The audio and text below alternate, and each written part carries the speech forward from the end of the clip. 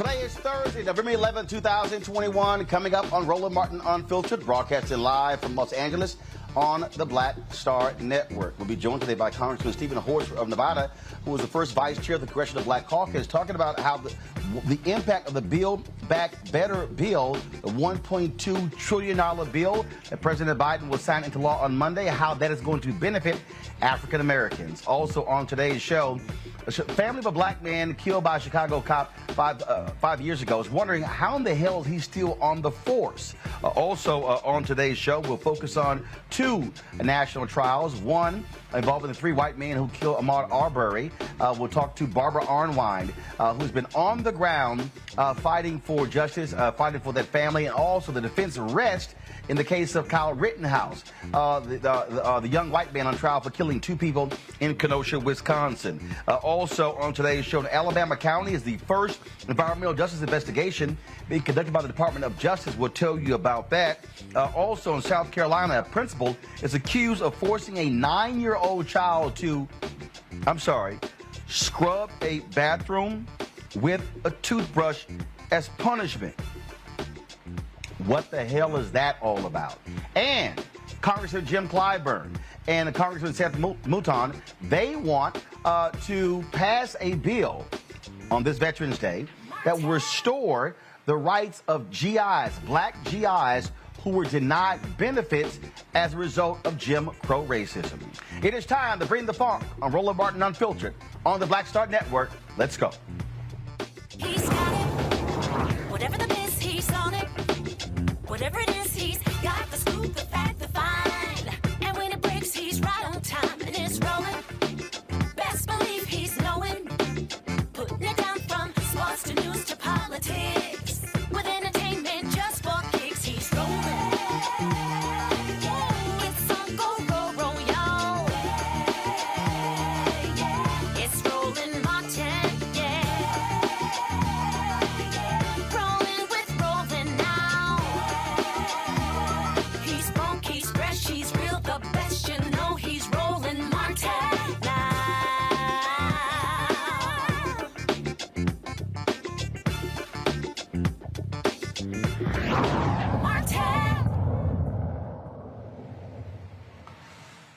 The trial of the three white men accused of killing Ahmaud Arbery continues in Brunswick, Georgia. And folks, this strange trial continues. The homeowner who owned the home where Ahmaud Arbery had entered that was still being constructed said that no property, to his knowledge, had been stolen. Now, these three white men, they concluded that Ahmaud Arbery was robbing houses, but even they admitted that nothing that was actually taken. They had no idea. Not only that, the defense team for these white men are upset, and they actually asked the judge to keep black pastors who have been attending the trial from being able to sit in the courtroom. Here's a photo here of Reverend Dr. William J. Barber, who was actually in the courtroom today. This is a photo here. He posted this on his Twitter feed of him sitting in the courtroom. Listen to these white attorneys try to keep black pastors out of the courtroom. My understanding while I was cross-examining Investigator Lowry yesterday is that the Right Reverend Al Sharpton managed to find his way into the back of the courtroom. I'm guessing he was somehow there at the invitation of the victim's family in this case. And I have nothing personally against Mr. Sharpton. My concern is that it's one thing for the family to be present. It's another thing to ask for the lawyers to be present. But if we're going to start a precedent, starting yesterday, we're going to bring high-profile members of the African-American community into the courtroom to sit with the family during the trial in the presence of the jury. I believe that's intimidating, and it's an attempt to pressure, could be consciously or unconsciously, an attempt to pressure or influence the jury. To my knowledge, Reverend Al Sharpton has no church in Glenn County, never has. Hasn't been here since Elaine Brown ran for mayor, to my knowledge. But we have all kinds of people. We have school board members. We have county commissioners. We have all kinds of pastors in this town, over 100. And the idea that we're going to be serially bringing these people in to sit with the victim's family one after another obviously, there's only so many pastors they can have. And if their pastor's Al Sharpton right now, that's fine, but then that's it. We don't want any more black pastors coming in here, or other Jesse Jackson, whoever was in here earlier this week, sitting with the victim's family, trying to influence a jury in this case. And I'm not saying the state is even aware that Mr. Sharpton was in the courtroom. I certainly wasn't aware of it till last night. But I think the court can understand my concern about bringing people in who really don't have any ties to this case other than political interests. We want to keep politics out of this case. So I'm asking the court to take appropriate steps to make sure that the gallery, which is already limited in this case, isn't being utilized for a purpose that could be viewed as improper. From state? It's a public courtroom, and I have no idea how the Reverend Al Sharpton appeared to be here. So the state had no part in that whatsoever, so the state is unaware of how that occurred or how he came to be seated with the family. If a bunch of folks came in here dressed like Colonel Sanders with white masks sitting in the back, I mean, that would be Okay, correct. I don't know. So let me tell you what I had heard at lunchtime today was, what I had heard yesterday before lunch is that there was going to be, that the Reverend Al Sharpton was going to be appearing on the courthouse and appearing with the family. I was asked at lunch whether the court had any objection to Reverend Al Sharpton coming into the courtroom, and I said, as a member of the public, there are certain limitations on what we can do here, what is going on. And what I was told was, instead of having someone from the family sitting in the courtroom, that he was going to be sitting there instead of somebody else from the family. And my comment to that was simply, as long as things are not disruptive and it's not a distraction to the jury or anything else going on in the courtroom, so be it. Well, I will tell you that I noticed him once and that was it. And the fact that nobody else even noticed that he was in here means that everybody complied with this court's rulings on sitting in this courtroom and listening to the evidence. I don't hear a motion, and I will tell you this, I'm not going to blanketly exclude members of the public from this courtroom. If individuals, based on the limitations that we have in the courtroom, end up sitting in the courtroom, and they can do so respectful of the court's process and in compliance with this court's orders with regard to the conduct of the trial, and they're not a distraction, then I'm not going to do anything about it. And I did not hear from anyone that there was any distraction whatsoever. Mr. Chairman, we see some of the same, or do we see some of the same items in this house or in this construction site in the daytime as the nighttime, and the nighttime? Yes. Okay. And from your knowledge, at this point, has anything ever been taken or disturbed? No, anything.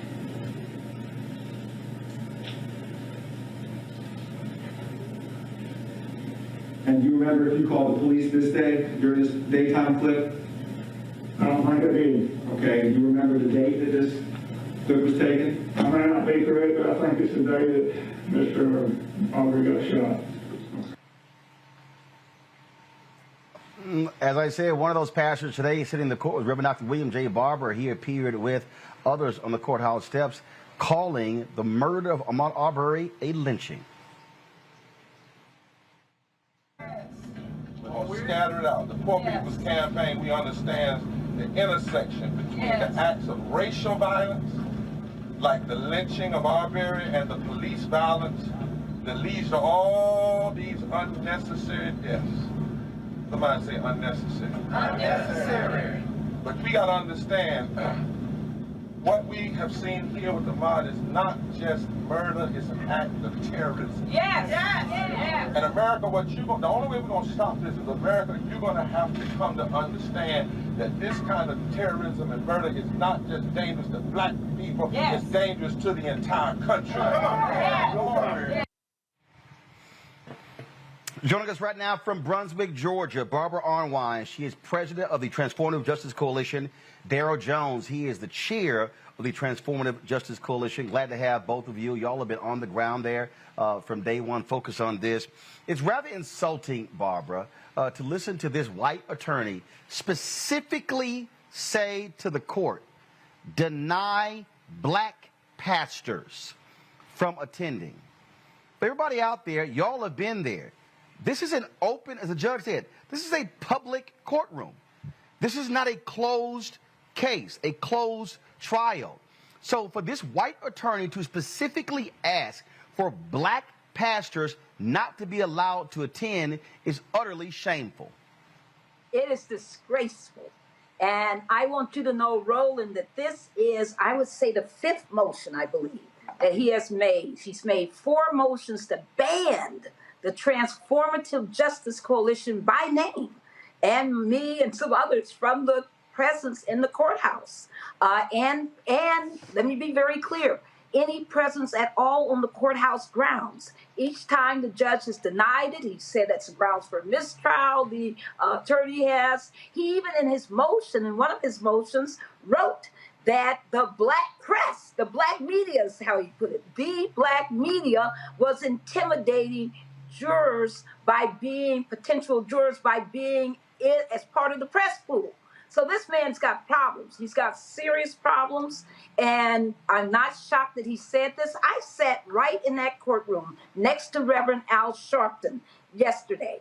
There was nothing, not a stir, not a look, nothing. The jury, if you're in that courtroom, you will see that the jury is intensely watching the witnesses, the judge, and all the evidence. They're reading the transcripts. They're doing all the work that they should be doing as jurors. So I just think that this man is desperate. He knows that they are in trouble. I mean, one of the pieces of evidence that was introduced today was the evidence that the homeowner believed that there was this white couple that was actually doing all the thieving, and that he actually called the police on them twice, and he actually called the police on them a third time when he thought he had found out where they lived. You don't hear anything about anybody going to, quote, investigate these white people, to identify these white people, but he believed they were the thieves who had taken items from his home, and he said Ahmaud never took a thing, not one thing. Daryl, this is pure racism by this attorney, to be targeting black people. How in the world is somebody black intimidating the jury by sitting in the courtroom listening to the proceedings? And Roland, thanks for having us on, and that's an excellent question. And one of the things that's been consistent from the defense team has been this, the issue of race, right? They wanted to ban the Transformative Justice Coalition because they said we were going to bring 20,000 people into Glenn County and put them on the courthouse steps and intimidate the jury.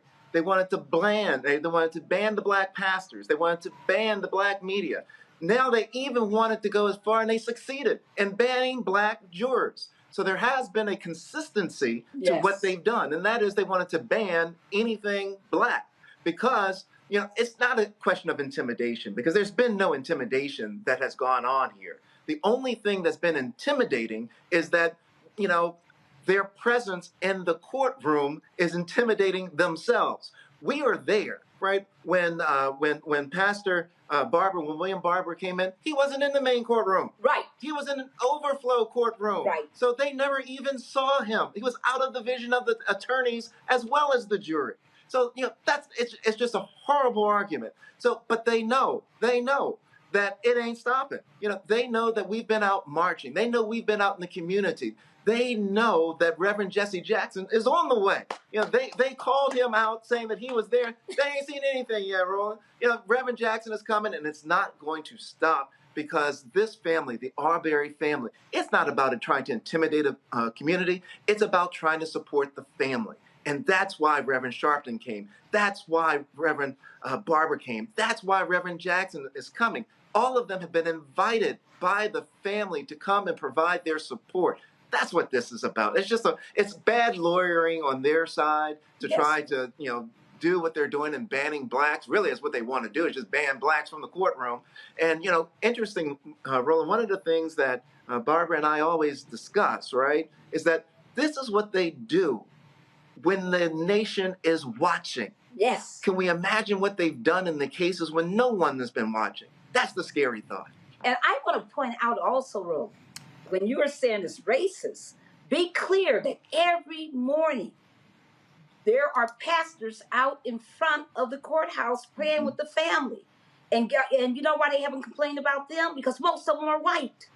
And they, so this is very racist and very racially targeted. They're only focusing on the black pastors, when indeed there have been rabbis out there, there have been Methodists, there have been Unitarians, there have been, you name every Christian and non-Christian denomination, and they've been out there praying with the family. So this is really racial targeting, but they might as well just sit themselves down, because we aren't going anywhere, and we're bringing in more, as Daryl said so brilliantly, we're bringing in more black pastors. We're bringing in more pastors from throughout the Glenn County area, because ultimately the lesson here is that this racist, vicious, vigilante killing has to be addressed. They have to be held accountable, but there needs to be a new Glenn County.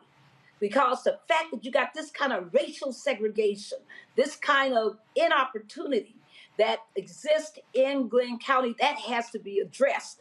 And there's no racial justice until you address it. And they're scared because they see a new order coming. There's a new political order. He's correct. It is political in the sense that the white people in the county are thinking very differently about their politics. And that's scaring them. They see a change happening in Glenn County. And, Roland, if I may, adding that's what I find to be most laughable, the fact that he specifically said black pastors. He didn't say pastors. Yes. He specifically said black pastors. Daryl, go ahead. Yep. No, and Roland, one of the interesting things that Barbara was laying out is that Glenn County is changing.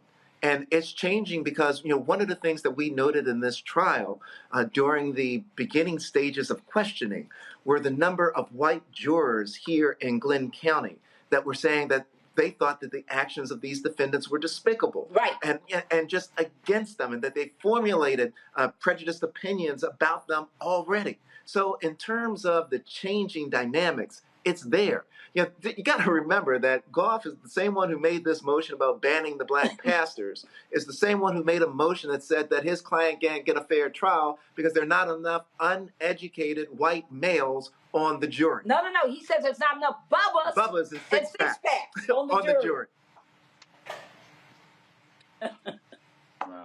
Wow. It is. Look, I understand the whole point of being able to defend your client.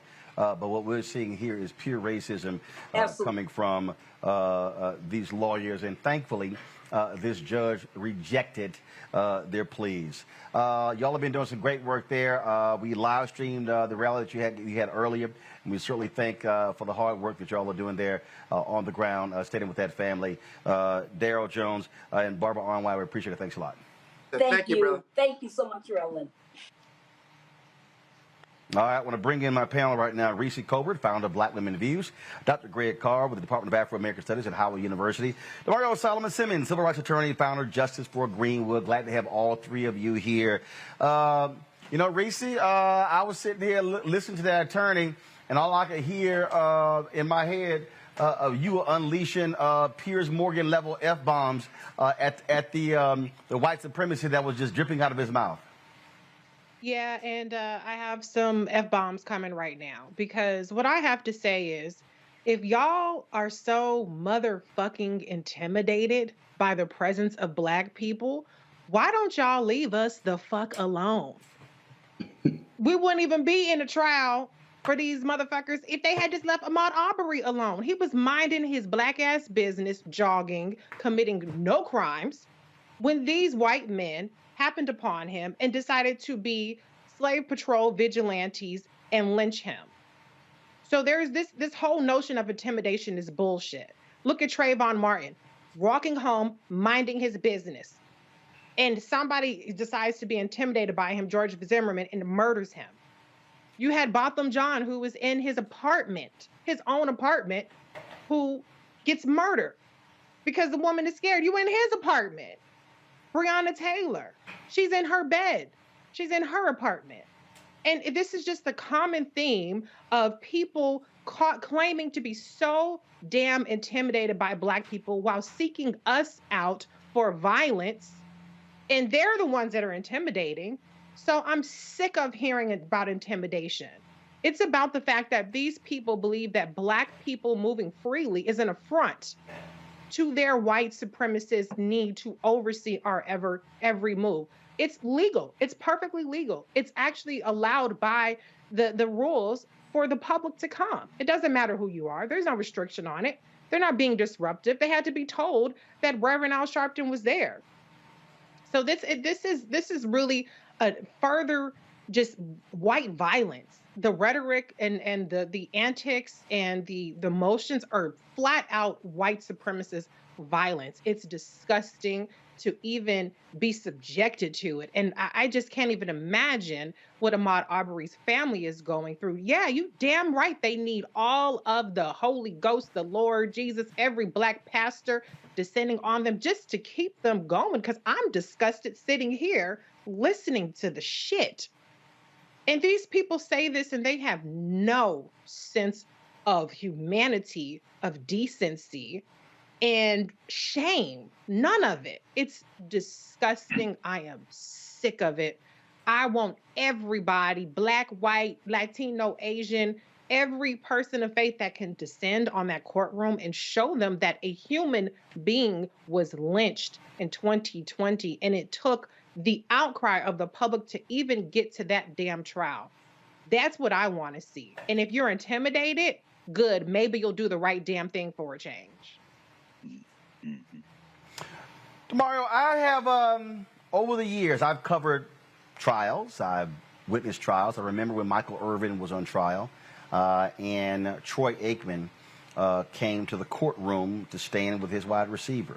The judge, Manny Alvarez, called him into the chambers and said, look, as long as you're not a disruption, as long as you don't do anything in particular, if you just simply sit there like anyone else, did not want signing of autographs and taking pictures in the courtroom.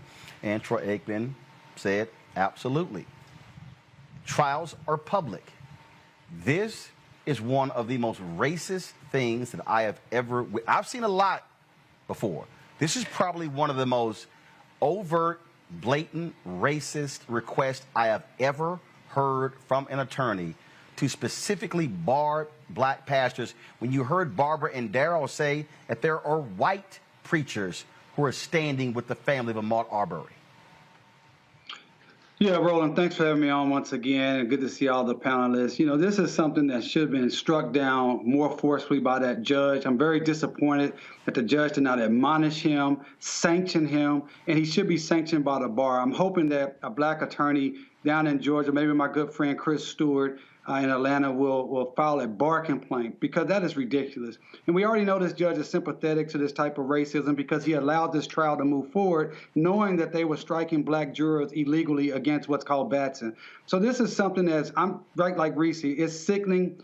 It reminds me of a case I had here in Oklahoma where my client was impacted or encountered a white security guard. The security guard had no reason to encounter my client. My client was driving away from the security guard, and he shoots him in the back, through the neck, paralyzes him, and kills him. And then the security guard said he feared for his life, because the reality is that our bodies is considered a dangerous weapon. And Reese had it just correct. They don't like to see us be able to move around freely. So, you know, this is just ridiculous. But that judge had a duty, and he failed the duty to admonish.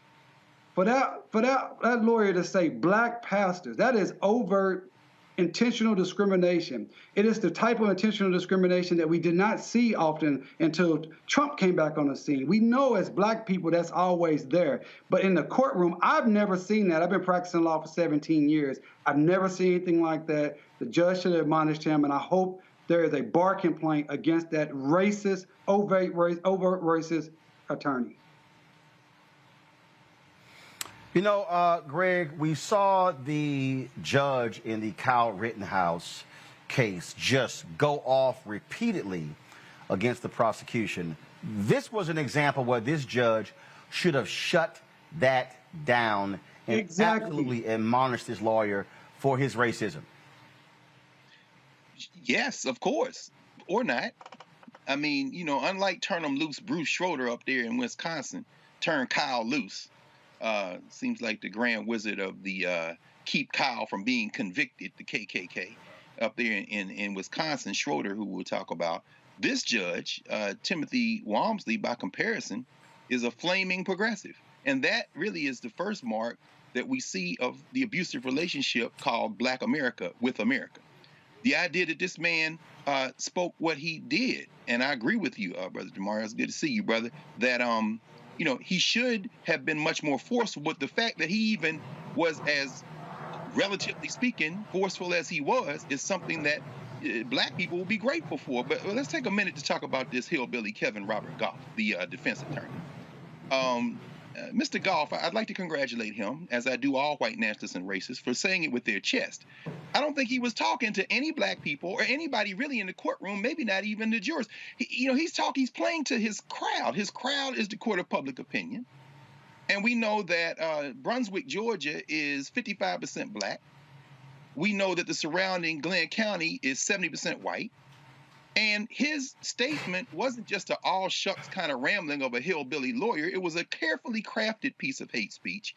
Notice what he said. The first thing he said was the Right Reverend Al Sharpton. Now, unless my memory is faulty, I don't think Al Sharpton is either Lutheran, Anglican, or Catholic. And those are the areas that mostly when you call somebody Right Reverend, that was the first insult. The Right Reverend Al Sharpton. Then he said, managed to find his way. This is the language of apartheid. This is the language of Jim Crow. They're going to put F.W. de Klerk in the ground in South Africa, good riddance, shortly. He just died today. But in America, when you say managed to find their way, it's language you learn, you use for vermin. You use for insects. You use for rats and mice. And then later when he said Jesse Jackson is going to be in here.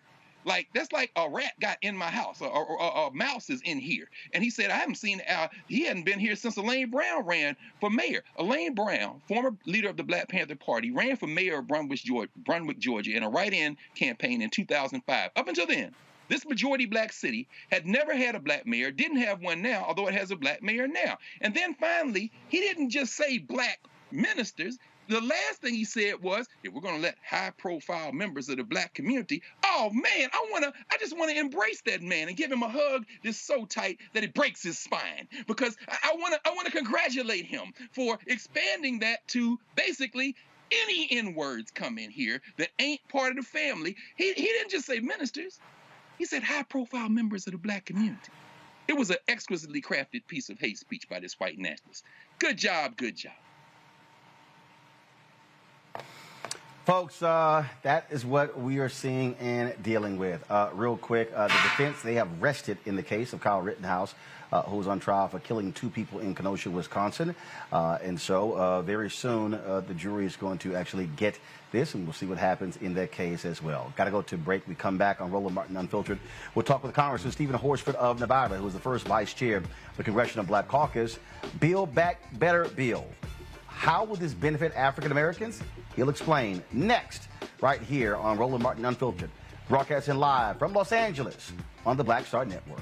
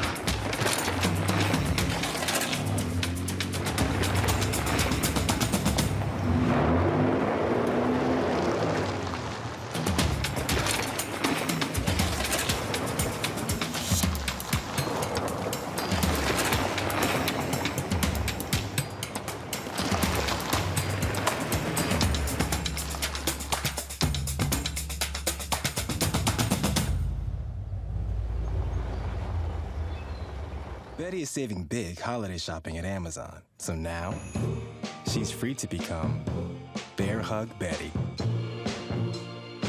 Settle in, kids. You'll be there a while. Ooh, where you going?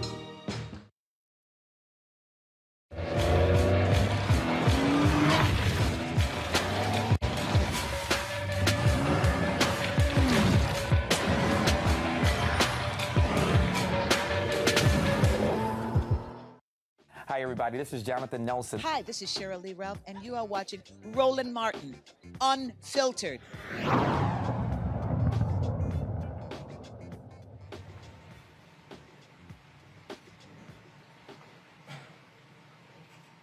All right, folks, welcome back to Roland Martin Unfiltered on the Black Star Network. On Monday, President Joe Biden is going to sign the Build Back Better bill in a ceremony at the White House. The $1.2 trillion bill has a whole lot in it. Too many people in national media have been focusing on just the number, not who it is going to help. Joining us right now is Congressman Steven Horsford of Nevada, who, of course, the first vice chair of the Congressional Black Caucus. Glad to have you back on the show, my fellow Alpha brother. First and foremost, and sorry, DeMario, you know, I know ain't that many Omegas in Congress, so that's how it works. But Greg, you're Alpha, you appreciate this. C9 members. Yes. Say it again. Alphas have the most representation of brothers on the Hill. Yeah, so I know. Trust me, DeMario right now he's struggling. It's all good. So let's talk about the bill. How does this benefit Black America? I get that question from a lot of people who have not actually taken the time to actually read the bill, to study up things along those lines. How does that benefit us? Well, first, since today is Veterans Day, I want to start by thanking all of our men and women who have served and continue to serve in the armed services, and to their family members. Every single day we need to give them thanks, and especially today. Thank you, Roland, for having me on. You look good out there in LA. Make your way out to Vegas when you get a chance. As you indicated, all right, so don't worry about it. We certainly will bring Roland Martin Unfiltered to Las Vegas. No problem. We'll make it happen. We got a lot of your fans out here in Las Vegas, so I'm sure would love to see you. As you indicated, President Biden will be signing the bipartisan infrastructure bill this Monday. And I want to give a special recognition to my chairwoman, Joyce Beatty, and the Congressional Black Caucus, who played a really instrumental role last Friday in order to break the logjam and to get the vote on both the bipartisan infrastructure bill and to be able to move the Build Back Better forward, and for this opportunity to talk about what both of these bills together do for Black America.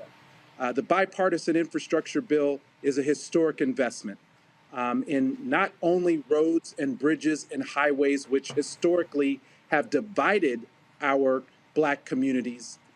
This bill provides a historic amount of money to go in and to remediate the divisions that have occurred in some of those highway projects over time.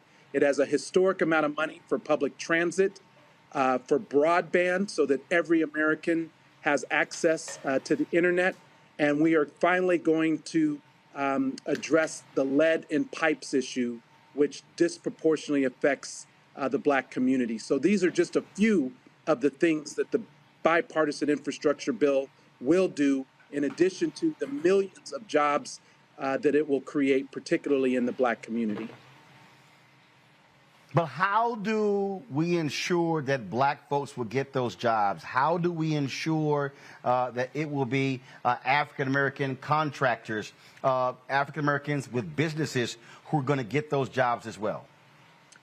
So you must have been in our last Congressional Black Caucus meeting, because we talked about this very subject, and Chairwoman Maxine Waters of the Financial Services Committee and other leaders in the Congressional Black Caucus also have talked about how we will, working with each of our governors, our state departments of transportation, local mayors, require that a certain percentage of these investments touch the communities. There is language in the legislation that requires the allocation based on an equity-based formula. And it also ensures that the jobs and the contracting opportunities are provided to all communities, including the Black communities. In the Build Back Better, there's more than $20 billion, for workforce development training. And Chairman Bobby Scott has worked to make sure that those dollars flow to the communities that have been disproportionately impacted during the pandemic and this recession, and that will include the Black community. So monitoring is a huge part of that.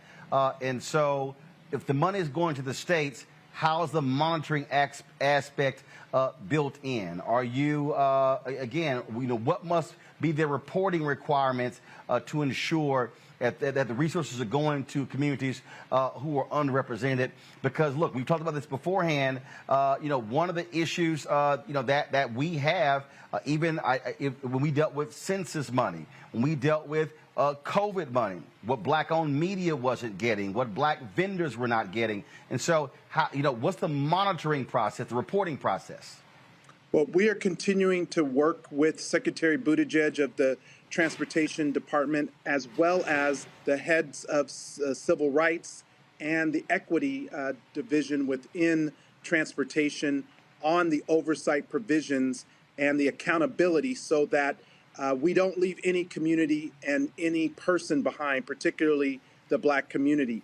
And as we work on the Build Back Better Act, which is the second portion, not just the physical infrastructure, but the human infrastructure, it's also putting in place a number of the key equity provisions that I've worked on as a member of the Ways and Means Committee to make sure that those dollars flow to Black contractors, to the Black community, to nonprofit organizations, as well as to individuals seeking employment. The Build Back Better plan, for just a moment, is also a historic investment. It's about $1.75 trillion that will help lift about 50% of Black children out of poverty with the child tax credit, which is actually a tax cut for the majority of Americans. In my district, it's about 92% of children who are benefiting from that child tax credit. And that is something that the Black Caucus worked to make sure got extended. It also includes a bill, Roland, that I sponsored along with several of my colleagues, the Break the Cycle of Violence bill. It's $5 billion to disrupt community gun violence by investing in proven community-based interventions that work. Black men, we're about 6% of the U.S. population, but sadly account for about 50% of the gun homicides. And so that portion of the Break the Cycle of Violence is included in the Build Back Better Act.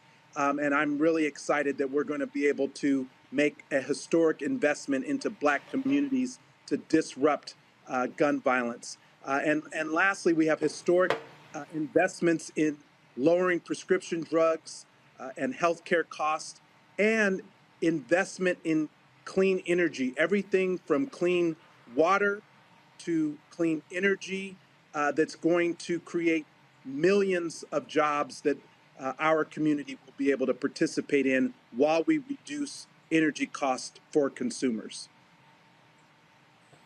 One of the things that what happens when these bills get passed, signed into law, people don't know. They don't know what's in them. They don't know how to access it.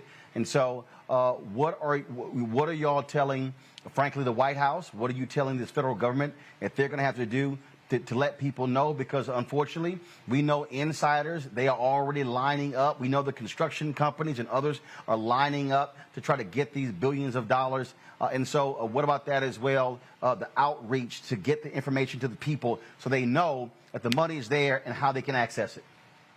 So the Congressional Black Caucus is already organizing a number of what we call town hall events in each of our districts. As you know, Roland, we have now 58 members. Now with Shontel Brown being sworn into office, it's our 50th anniversary, and we represent more than 17 million Black constituents across the country, in addition to everyone else that we represent.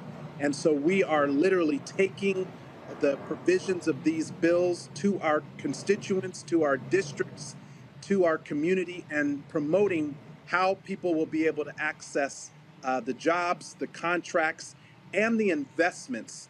Again, we've got a long way to go to make sure that we get the second portion of that Build Back Better passed. And I want everyone who's watching to continue to reach out, to talk to your senators in particular, so that they support that measure as it moves out of the House and into the Senate, because we need their help and their votes to get it across the finish line. We're also continuing to push on voting rights, on the George Floyd Justice and Policing Act, because we know that those are important priorities for the Black community and for the Congressional Black Caucus as well. All right, Congressman Steven Horsford of Nevada, we surely appreciate it. Thanks a bunch. Thank you, Roland. All right, let me start with the alpha amongst us, Greg Carr. Greg, the point making there, when we talk about this $1.2 trillion, sorry, DeMario, membership has its privileges. When you talk about that $1.2 trillion, again, what often happens is we don't know about it until it's too late. And all of a sudden, the money's all gone. This White House, this Congress, they are going to have to make a concerted effort so people know to ensure that those unrepresented are getting access to the dollars. And sure, President Biden, he's signing the bill into law, this infrastructure bill, on Monday. Okay? When Vice President Kamala Harris comes back from France, guess what? Biden and Harris need to be on the road. Every cabinet member. They need to be good. And here's the deal. Don't go to just blue suburbs. Go to the brokest, reddest, whitest, MAGA-loving places and say, yeah, y'all broke, your bridges are jacked up, your health care is jacked up, your water is jacked up, we passed this stuff for you.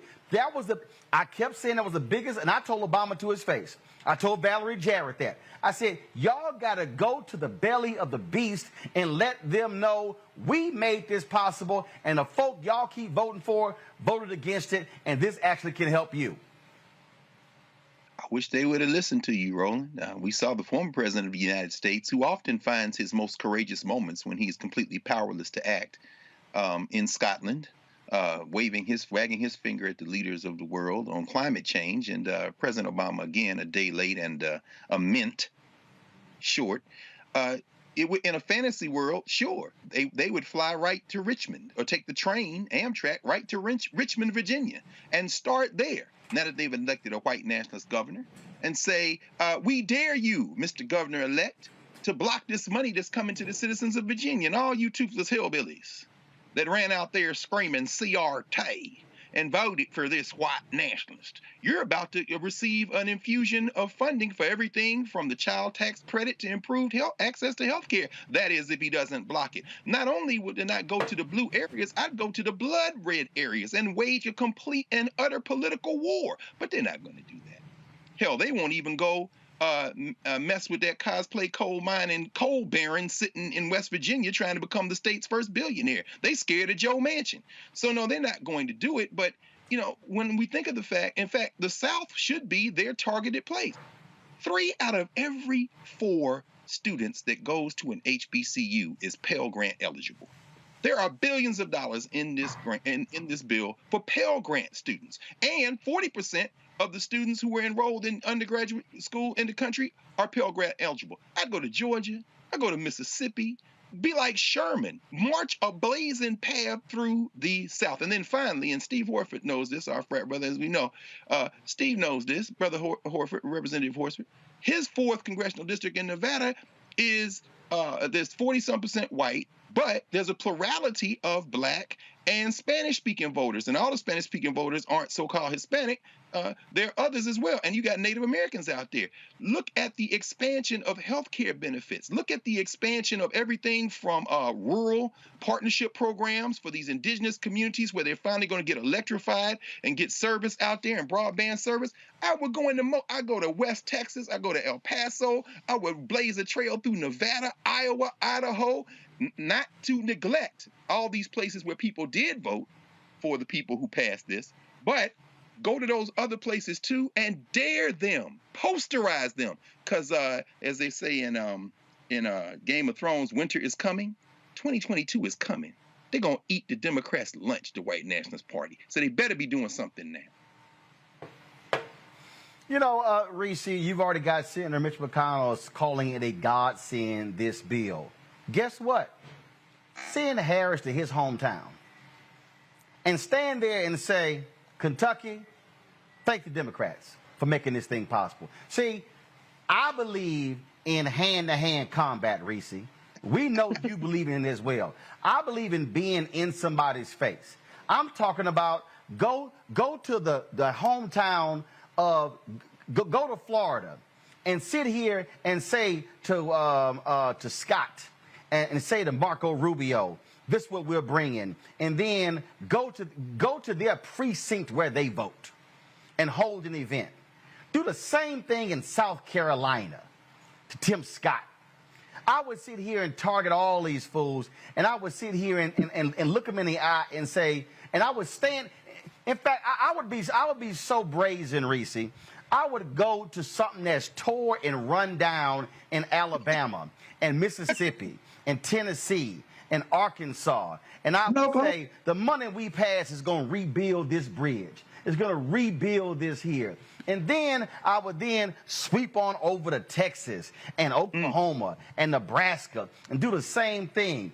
This is how Democrats have got to respond, and then say, I dare y'all call this communism.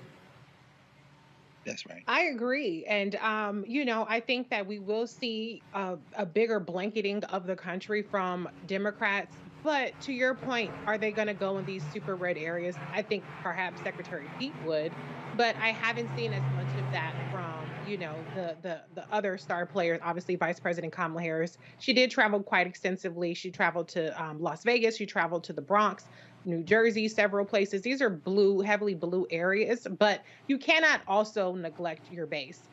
You had Secretary Fudge and EPA Administrator Regan, who were also, you know, touring Flint and Michigan and areas like that, Detroit. And so I think that they could always do more in terms of really selling the package. And I think that, you know, even when Vice President Kamala Harris is out there, people say you want to see her, and then people don't really cover it. But I still think that she will definitely be out there really selling this bill. But the one point I wanted to make, though, was I think that the administration and the Democrats have to be very careful to make sure that they are being consistent and relentless in messaging what this bill is about. Congressman Horsford mentioned his $5 billion gun violence plan, which I think sounds amazing, but I saw immediately on social media people, you know, picking that up and saying, oh, you're telling me that money for the police is for Black people? And that's not what the bill is suggesting at all. It's for community-based violence prevention programs. So there are certain ways where Democrats do stuff that's positive that gets spun into something that's negative. So I hope that if I would have been able to ask him a question, I would have said, can you clarify that point? I didn't see police mentioned at all in the bipartisan infrastructure bill, except for to define, you know, climate change type of things, but certainly not for additional funding. So I want them to be very disciplined with their messaging, very consistent, blanketing it, people being on the same accord and getting out there. Congress people need to be in their districts. The cabinet officials need to be out. Everybody needs to be out selling it, and they still got to finish the job with the Build Back Better plan. I'm trying to tell you, DeMario, you got to get in that face. And you have to use real life examples. You're talking about the electric grid, you're talking about bridges, you're talking about ports, you're talking about all types of infrastructure. And again, what you do is you go to something that's broken down and they've been trying to get funded in Oklahoma. And you stand there and you say, I dare any Republican to convince me that fixing this bridge is communism. See, that's what you have to do. And then you sit here and you tell the people in the community, and they likely voted red, and you say, we passed this bill to ensure that y'all are able to be able to cross this path. Joe Madison says all the time, you got to put it where the goats can get it. Stop calling it the $1.2 trillion plan. No. You got to say, we're going to fix this for $5 million, and this for $10 million, and this for $20 million, and this is going to help y'all get to school on time, and this is going to help you cut your commuting time to work, and this is going to help you improve your water. That's how you got to sell this thing. You can't be all cute and shit. You got to get down there and get into the mud and say, this is what we doing. So in other words, they need to do like the Bros, Omegas are known to do and getting right in the face of people. So, Roland, you talking my language, and that's what we do. Now, you know that ain't the truth. And I want to be real clear that who is the highest ranking black person in Congress? What fraternity is he in? Oh, okay, he's an Omega, Jim Clyburn. Okay. No, hold up. I'm gonna let you finish. No, I'm gonna let you finish your story. But actually, the highest ranking black person in Congress is the one who oversees the United States Senate, and that's Vice President Kamala Harris, who's an AKA. He's not in Congress. See, what you should have. He's not in Congress. No. Demario, I want you to read the Constitution. Who is leader of the United States Senate? Who breaks ties? She is the leader of the United States Senate, but she's the vice president. Demario, you did not do well in government class. Alpha did. You better make a point, boy. I'll wipe the floor with you. It's your show, so I'm going to let you do that. I also want to give a lot of props to Representative Horsford and the CBC, because they actually came to Tulsa, and Representative Beatty and the CBC came to Tulsa, and they were big supporters of a Justice for Greenwood Foundation. They actually had over 25 members of the CBC personally donate to our 501c3. So I just want to give big props to the CBC for what they're doing. And this bill is something we've been monitoring because we've talked to the Secretary of HUD, Marshall, Representative Fudge. We've listened to Pete Buttigieg talk about this money that's in this bill to get rid of these type of highways like we have in Tulsa with I-244. And there's billions of dollars in there, and there's some earmarked money for black organizations. And the monitoring, Roland, that you talked about is so important because we know that in the counties like Tulsa County and the city of Tulsa, down there where the Arbery trial is happening, these counties are still controlled by racist, conservative white people who do not want those funds, those dollars going into black contractors, black businesses, black organizations. You talked about the COVID funding that has black businesses and black organizations been shut out. So in this particular bill, we're looking forward to this opportunity to access this money, to get rid of these boundaries and these barriers like these highways that were put through black communities, that destroy black communities, that continue to keep us segregated from other parts of town. So that is something that is important in this particular bill. And Roland, this is why your show is so important, because you're calling people on the carpet to make sure we understand what we need to do. And what we need to do is be at these city hall meetings, be at these county meetings, make sure we access professionals within the city to say, hey, let me retain you to make sure we understand what's happening, to make sure we're getting our percentage of this big pie. This is a once-in-a-lifetime generational deal, and we want to make sure that black organizations and black people benefit from this completely. And as far as your hand-to-hand combat discussion, Roland, I totally agree. The problem is, I don't think the Democrats are going to be strong enough that we need them to do. And in places where I am in Oklahoma, these people love their guns, they love their Bibles, they hate black people, and they hate abortion. If you talk about those things, they almost don't care about health, they almost don't care about bridges, they almost don't care about education, but you still got to bring the fight to them like you said. Has to happen, it has to happen. And I'm telling you, and for all, and let me just be real clear right now, and I'm sure Reese wants to have a final word after I say this. For all you punk asses out there who keep tweeting and posting, this ain't gonna do nothing specific for black people. Did y'all just hear what Demario said? You've got to demand the request to say, fix this, repair this, fix this. Nobody is going to walk up to your house and hand your ass a check. You've got to mobilize and organize. And the reason I understand that, because my mama and daddy worked with the Clinton Park Civic Club when I was in Houston, the neighborhood where I grew up in. One of the first master planned communities for black people by HUD in the 1940s. My grandparents migrated from Louisiana into that particular neighborhood.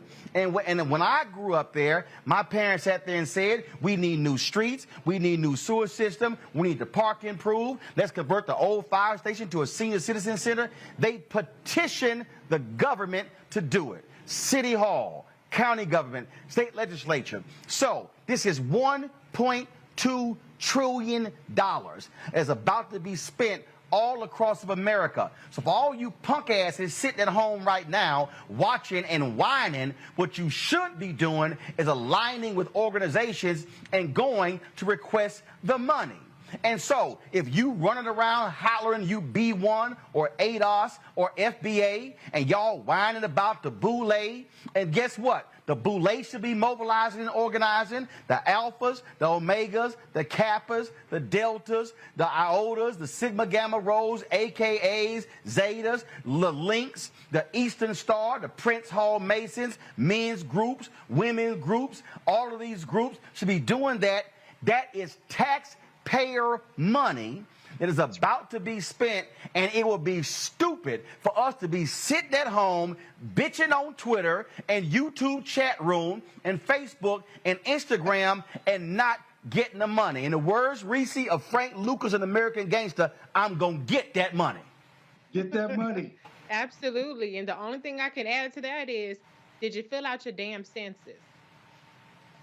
Because this is exactly what the census does. It allocates money based on populations and different things like that. So if you ain't filled out your census, then you can shut the entire hell up. Roland, if I could just say one other thing, there's several legal opportunities here. Several legal opportunities here. So people in your whatever city, contact these big law firms who all sign these pledges to work on racial justice issues and say, we need your help here. This is what we need help with. Organize with your community block clubs and go to those law firms. Yes. All right, folks, got to go to a break. We come back. We're going to talk about a bill that Congressman Jim Clyburn is pushing to get frankly, dealing with the issue of GIs who do not benefit from the GI Bill due to Jim Crow. We'll tell you about that bill. Today, of course, is Veterans Day. And we'll talk about this story from The Insider that says that DNC chair Jamie Harrison is in a battle with white folks that in the White House for control of the Democratic National Committee. We'll unpack that next on Roland Martin Unfiltered.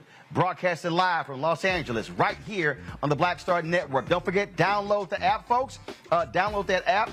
We want to hit 50,000 downloads by the end of December. Every platform, Apple phone, Android phone, Apple TV, Android TV, Roku, Amazon Fire Stick, Xbox, as well as Samsung TV, and everybody who gives during the show to support our Bring the Funk fan club, where your dollars go to support what we do. I'm going to give you a personal shout out. And so if you give right now, we have no minimum. We ask $50 each from each one of our fans over the course of a year. If 20,000 of our fans give at least $50, that's $1 million that raised to help fund this show.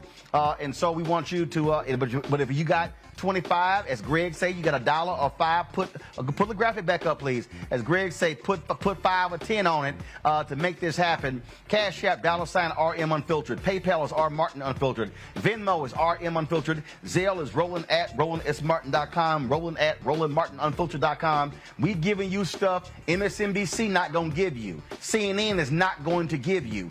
Fox News damn sure not gonna give you. Nor will ABC, NBC, and CBS, because we keep it real, we keep it black. And final point, this is real simple. This is not black targeted media. This is black owned. Back in a moment.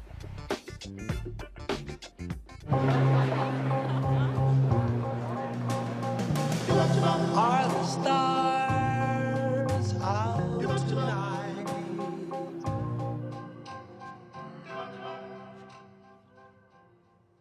Alexa, play our favorite song again. Okay.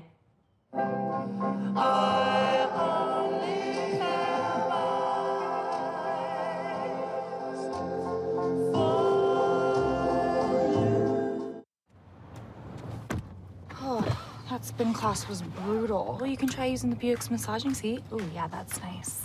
Can I use Apple CarPlay to put some music on? Sure.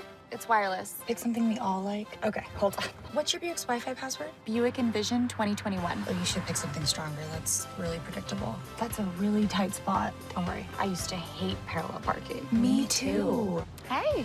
Really outdid yourself. Yes, we did. The all-new Buick Envision, an SUV built around you, all of you.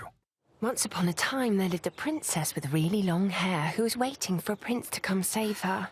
But really, who has time for that? Let's go. Feeling myself. I'm feeling She ordered herself a ladder with Prime one-day delivery, and she was out of there. I want some hood girls looking back at it and a good girl in my tax bracket. Now, her hairdressing empire is killing it. And the prince? Well, who cares? Prime changes everything.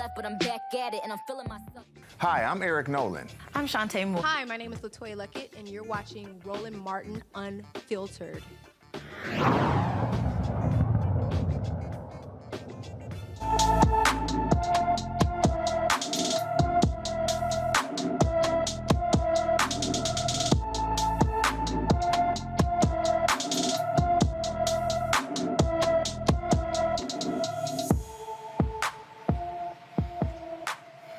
Today's Black and Missing is Sydney Palmer, who vanished from Dallas, Texas on September 8th, 2021. Sydney is 26-year-old. She's 5 feet tall, weighs about 100 pounds. She has short, multicolored pink hair, brown eyes, and some facial piercings. She has multiple tattoos, beautiful on the left side of her breast, a pink bow on her forearm, a heart on her neck, a cheetah print on her right shoulder. Anyone with information regarding Sydney Palmer's whereabouts should call the Dallas Police Department at 214-671-4268, 214-671-4268. Folks, McDonald's CEO Chris Kempczynski is under fire for a text message that was sent to Chicago Mayor Lori Lightfoot that his critics are calling racist. The text referred to 2 children, Adam Toledo and Jocelyn Adams, who were shot and killed in the Windy City.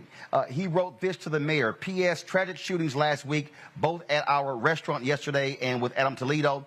With both, the parents failed those kids, which I know is something you can't say, even harder to fix. Critics have jumped on him, some demanding that he actually resign as president and CEO.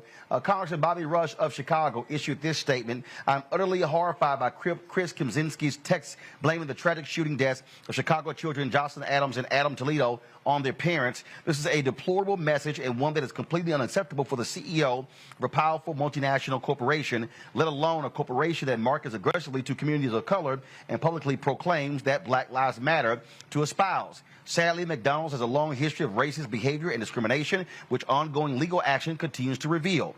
McDonald's would not be the multinational corporation it is today if not for the Black customer base that has long provided and continues to provide enormous profits. The Black community deserves and demands far better responses and far better treatment from McDonald's and its top leaders.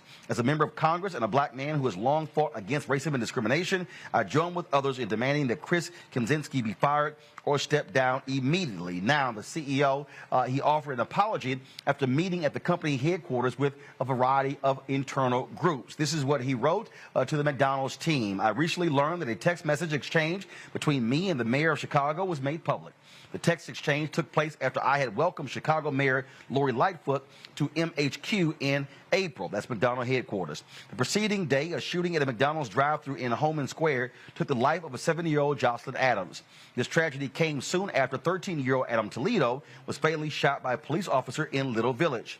These horrible deaths were painful for Chicago and our McFamily, made more so by the fact that they were both just kids.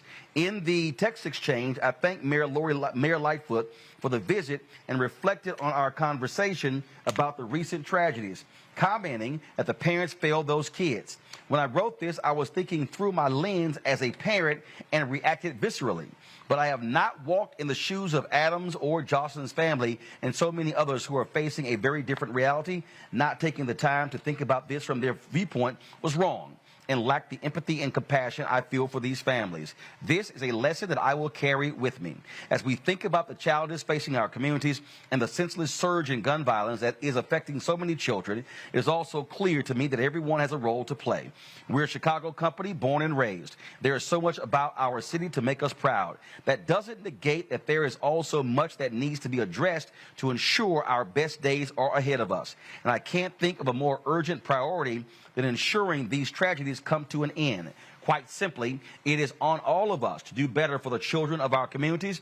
I am committed to working with civic leaders and elected officials to understand what that means for McDonald's, and I'll be asking all of you to join me in this pursuit. Now, Byron Allen, of course, media owner, has taken out several full-page ads condemning the text from Kim Zemsky, demanding that he also apologize. He took him out in the Chicago newspaper. This, of course, follows a $10 billion lawsuit and he has filed against McDonald's for lack of advertising.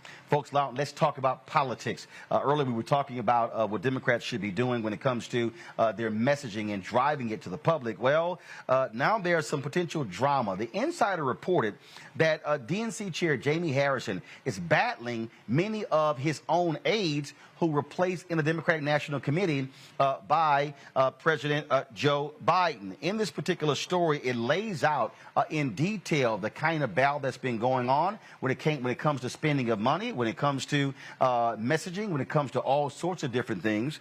I want to go to our panel now. This right here speaks volumes because Democrats, of course, are very upset, Reese, about what took place in Virginia. Of course, Harrison, it was big news when he was named DNC chair.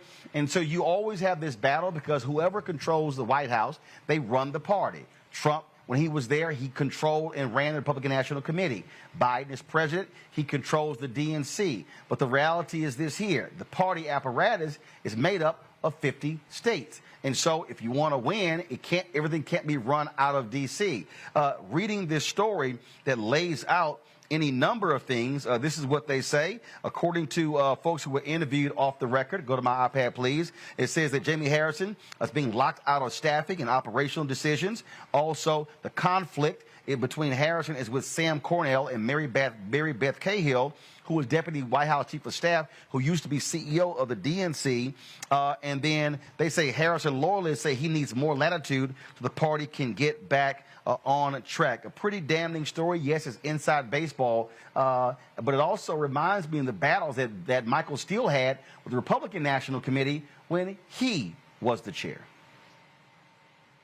Yeah, I mean, did they put Jamie Harrison in place so that he can win, or did they put him in place so that he can dunk on people on Twitter with these very, clever tweets that he does and dragging people like, hey, I do that, but I'm not going to be the DNC chair. So, it's interesting how they put Black people in these places and they don't really set them up to succeed. We know that the Democratic Party, I say this all the time, still has a white is right problem. And that's why you have the people who are actually making staffing and financial decisions are the white folks still running the ship. Mary Beth Cahill was John Kerry's campaign manager for his presidential campaign. He lost. So why the hell you have her running shit? I don't understand the concept of having losers running stuff, even though Jamie Harrison lost his race. So, you can say the same thing about him. But that was in South Carolina. John Kerry should have won that race against a deeply unpopular president. And so it just goes to show how they set up Black people to fail, but to still be the figurehead so that they can say, look, we tried it with a Black person, didn't work out. Now let's go back to our white, way of doing things. They need to give Jamie Harrison the opportunity to make his own staffing decisions, like Tom Perez did. I'm sure I didn't hear any about this stuff when Tom Perez was in charge, and let him sink or swim. And if you do, then you might actually get somewhere. I think that Jamie Harrison ran a pretty campaign aside from losing. And I think that he probably will bring a really fresh perspective to the party that's deeply needed. They need to get away from this white default mentality in terms of the candidates that they back, this white is right mentality, this chasing after the mythical Trump, Obama Trump voter that's long gone. And they need to really start focusing on the future of the party, which is the multiracial coalition across the country. DeMario, this is what this story says. Go to my iPad. They've taken this African-American candidate and tokenized him. One of the people familiar with Harrison's frustrations with the DNC told Insider they put him out as the figurehead of the party, but haven't actually given any ability to shape its future. At a point where we are coming off this election now, and they've gone to try to pivot towards 2022. Instead of empowering him, they've completely disempowered him. Now, in this article, he did give an interview. He disagreed with these various assessments. I know how these stories go. I understand why Jamie has to say that publicly, but stories like this don't get written, frankly, if it's not true. You know, Roland, this really, I've seen this so many times, and it really reminds me of a lesson I learned when I was playing football at the University of Oklahoma. My head coach, John Blake, rest in peace, was the first African-American head coach at the University of Oklahoma. A young assistant coming from the Dallas Cowboys, coming off 2 Super Bowl wins, a OU alumni. When they brought him in, and I'm his in-law, he's an in-law of mine, so I know the backstory. When they brought him in, they said, you know, we're going to hire you to be the head coach and let you be the face of this, but we're going to reserve the right to hire your offensive, defensive coordinator. Anybody know anything about football or sports in general, the offense, you need to bring in your own people, because you need to have people that's on your team that feel the same way you do, believe in your philosophy, what defense, offense you want to run. Obviously, that didn't work out. Within 3 years, Coach Blake was fired, and everybody knows the rest of the story with Coach Stoops. My point is, it sounds like that Mr. Harris is in the very same scenario, and the only thing you can do in that situation is resign. Have respect for yourself, integrity for yourself, and say, look, this is not the job I signed up for. I'm not going to be the face of this when things go bad. You can point at me, but I have no power. My grandmother told me a long time ago, don't worry about status. Get the power. Having the power without the status is okay. You can last a lifetime. Having the status without the power is a recipe to be set up and be flushed down the toilet stool as soon as things go wrong. And on that particular point there, Greg, I'm going back to the insider story. This is what it says. Another friction point came weeks ago when the DNC approved a slate of new party delegates who will have a critical role in all manner of Democratic decision-making.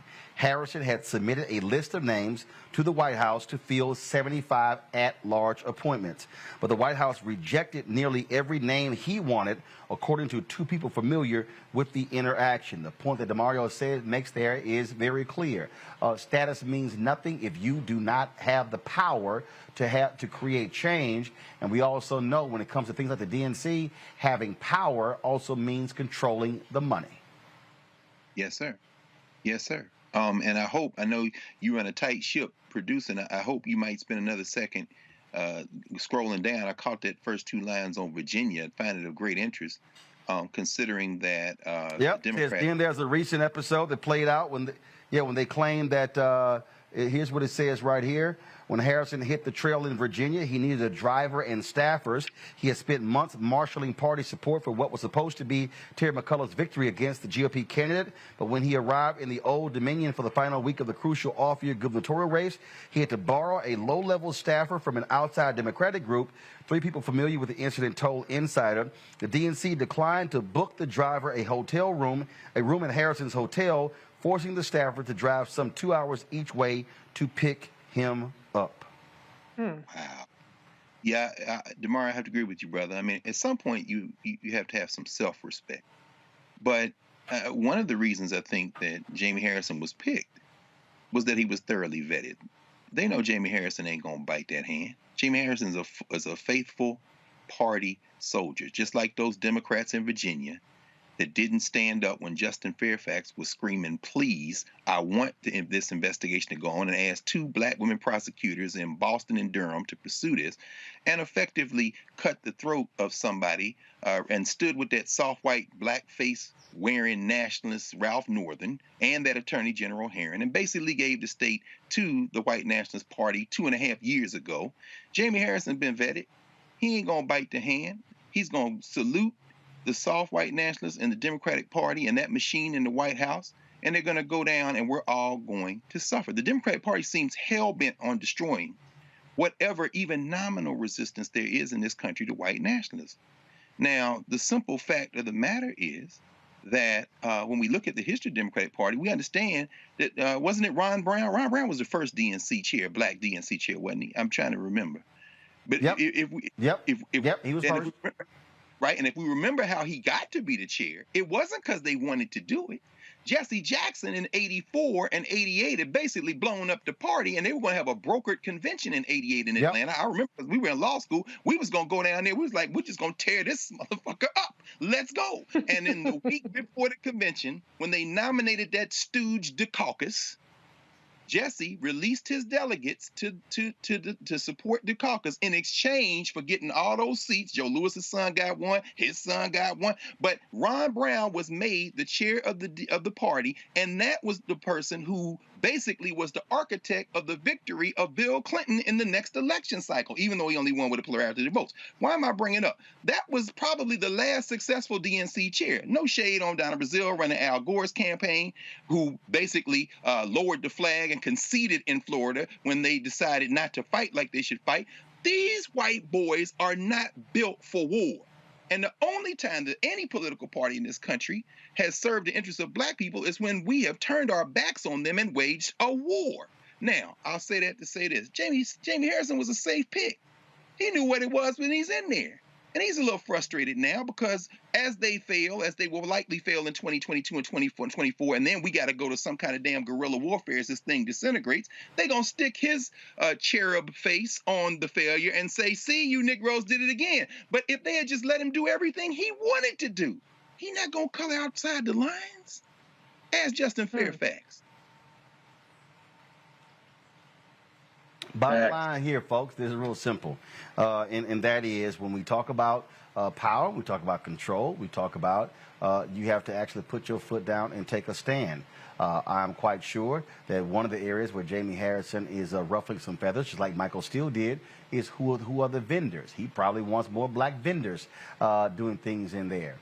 And so this is also where, and let me say this. Yeah, go ahead.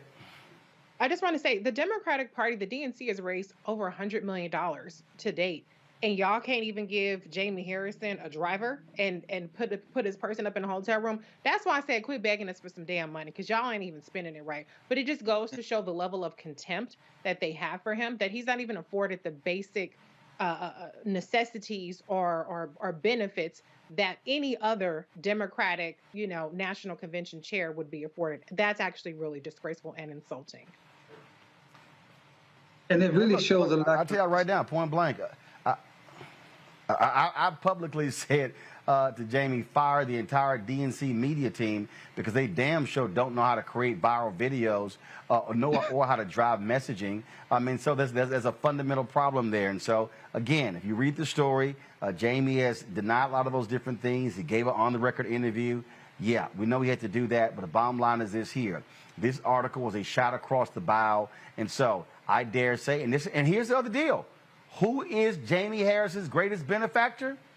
Congressman Jim Clyburn of South Carolina. So Congressman Clyburn, that's one of those things where, remember, Joe Biden ain't in there without you. That's where you make a phone call and say, Joe, get this shit straight or we're going to have a problem. See, to me, this is not a long conversation. And I know, and again, I said earlier, hand-to-hand combat.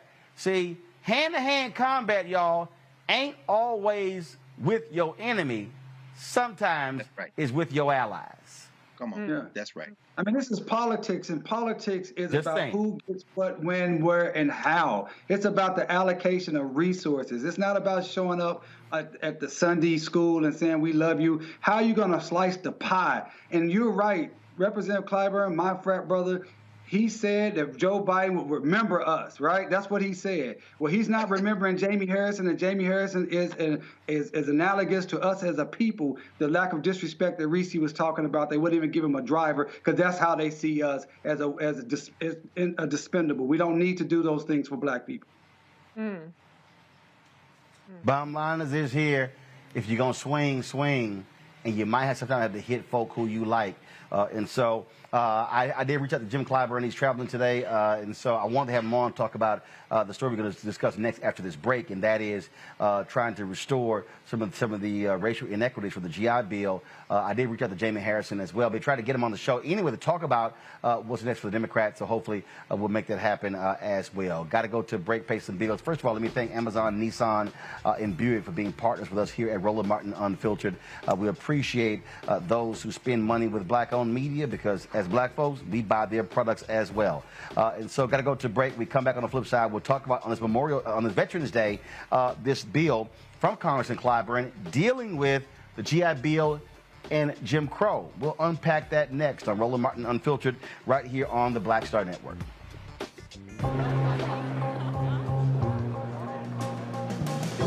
Are the stars out tonight?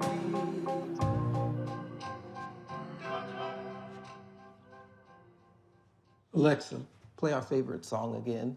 Okay. I only have eyes for you.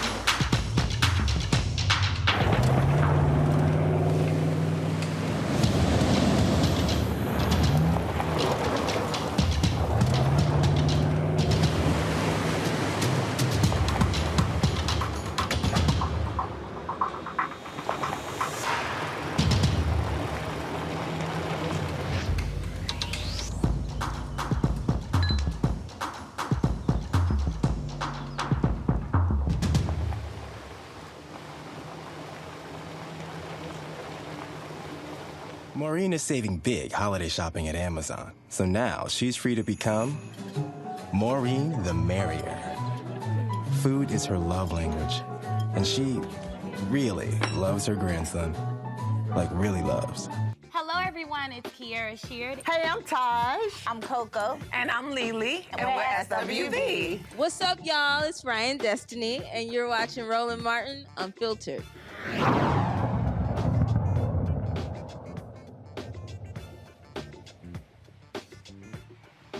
A recent fatal shooting involving a Chicago cop had with a history of violence has a black family asking, why is this man still on the job? Alberto Covarrubias shot and killed Michael Craig after he called 911 for assistance last month. Craig called and said his wife had a knife to his neck. When the officer entered the scene, he pulled out his taser and gun, instantly shooting. Now, folks, this is the video you're seeing, and so it is very graphic as well. This is the body cam footage. The officer has a history of domestic violence and alcoholism. In 2016, Covarrubias was arrested for a domestic violence incident and accused of tampering with official paperwork. He appeared to be drunk and refused a breathalyzer. He was later charged with assaulting an officer. Now, the superintendent of Chicago police at the time recommended he get fired. He was suspended for 3 months and underwent treatment for alcoholism.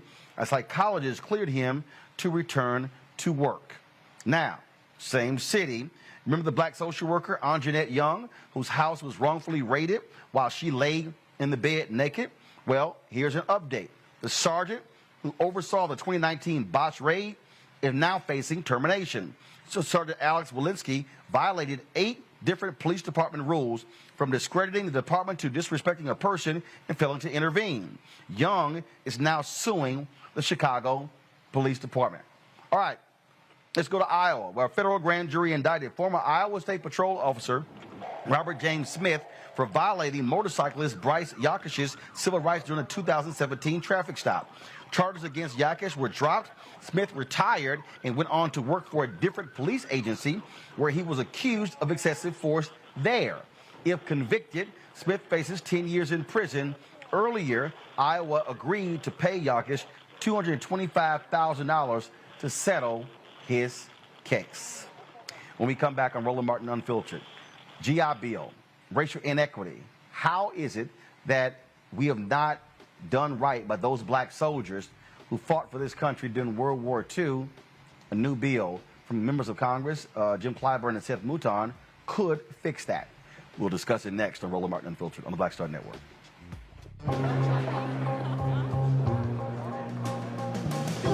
Are the stars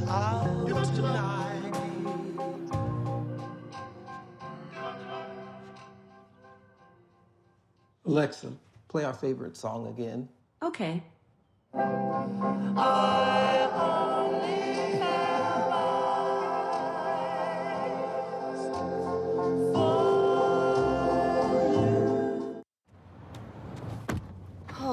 that spin class was brutal. Well, you can try using the Buick's massaging seat. Ooh, yeah, that's nice. Can I use Apple CarPlay to put some music on? Sure. It's wireless. It's something we all like. Okay, hold on. What's your Buick's Wi-Fi password? Buick Envision 2021. Oh, you should pick something stronger. That's really predictable. That's a really tight spot. Don't worry. I used to hate parallel parking. Me too. Hey. Really outdid yourself. Yes, we did. The all-new Buick Envision, an SUV built around you, all of you. Once upon a time, there lived a princess with really long hair who was waiting for a prince to come save her. But really, who has time for that? Let's go. Feeling myself. I'm feeling She ordered herself a ladder with Prime one-day delivery, and she was out of there. I want some hood girls looking back at it and a good girl in my tax bracket. Now, her hairdressing empire is killing it. And the prince, well, who cares? Prime changes everything. Hey, I'm Donnie Simpson. What's up? I'm Lance Gross, and you're watching Roland Martin Unfiltered.